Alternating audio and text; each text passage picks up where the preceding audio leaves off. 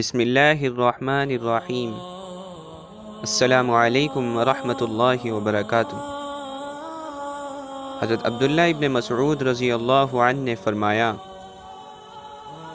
تین باتوں پر میں قسم کھاتا ہوں، بلکہ چوتھی بات پر بھی قسم کھا لوں تو میں اس قسم میں سچا ہوں گا۔ جس آدمی کا اسلام میں حصہ ہے اسے اللہ تعالیٰ اس آدمی جیسا نہیں بنائیں گے جس کا اسلام میں کوئی حصہ نہ ہو، اور یہ ہرگز نہیں ہو سکتا کہ اللہ تعالیٰ کسی بندے سے دنیا میں محبت کریں اور قیامت کے دن اسے کسی دوسرے کے سپرد کر دیں۔